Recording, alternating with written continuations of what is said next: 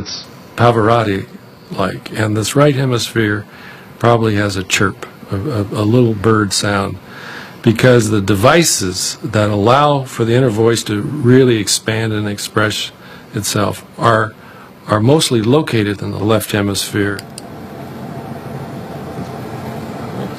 Experiments on Joe have led Mike Zanuka to believe that the left hemisphere may also provide an explanation for the sensation of free will.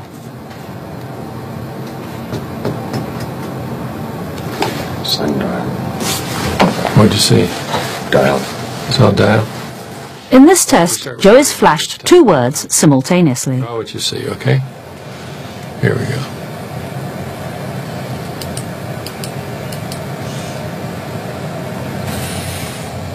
Shown hour and glass, he draws an hourglass.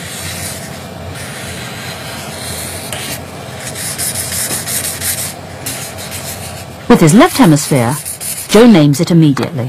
What's that? Hourglass. Good. Time ticking by. But Joe's left only processed the word glass, so he goes on to invent a reason why he drew a timepiece. Did you see it? What did you see? Saw glass. Yeah. Why'd you draw that? I don't know. Huh? Probably still think about the clock on that. It's as if Joe has been fooled by his own left hemisphere. And so he basically makes up a story to explain the behavior that he's carried out. And he comes to believe that that's the reason why he did a particular act.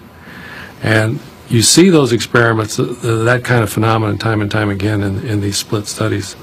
But the importance of it is not that it is unique to split brain patients at all. It is a metaphor for what you and I do, is we're constantly trying to figure out and put a spin on what's coming out of our body. Zanuka believes he's discovered why we think we've got free will. The feeling of being consciously in control of our lives is just an illusion created by the left hemisphere.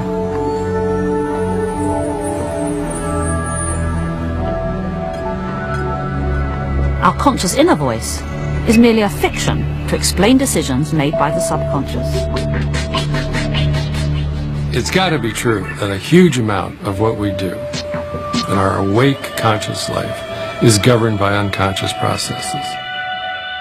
I'm not conscious about the fact that how that last sentence just came out. It just came out because it's being, some guys are down there with framing hammers putting this stuff together, and bingo, out it comes, and it's more or less orderly.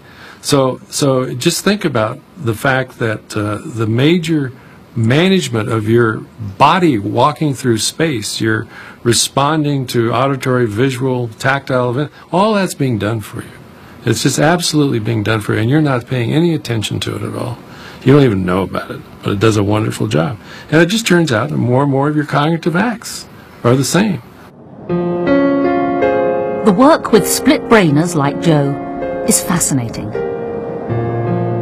But I'm not convinced that the experiments prove our consciousness emerges from just one half of our brains.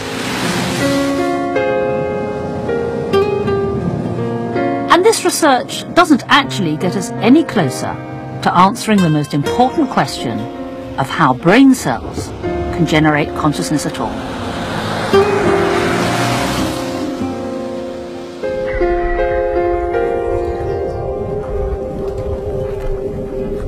I think of the conscious thoughts and feelings that flit through your head as a direct reflection of the ever-changing pattern of activity in your brain.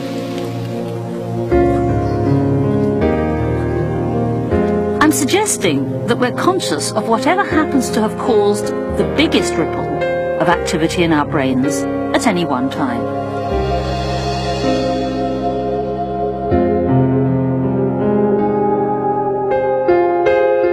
If I'm right, these patterns of activity would account for how the mass of protein and fat in our heads can create the richness of thought and feeling we each experience.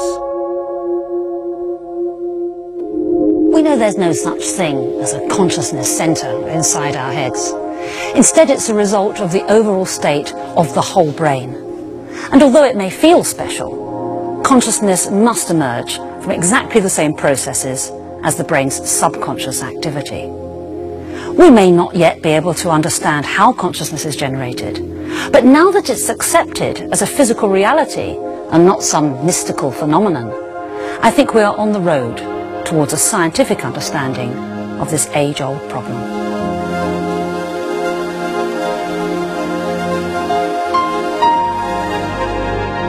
This new century will bring great advances in our understanding of the brain. As imaging techniques improve, we'll be able to monitor the brain's activity in all its complexity as it flits from thought to thought. And when we can match each of the many physical processes inside our brain with all our different thoughts, emotions and memories, the phenomenon of consciousness itself may eventually be laid bare.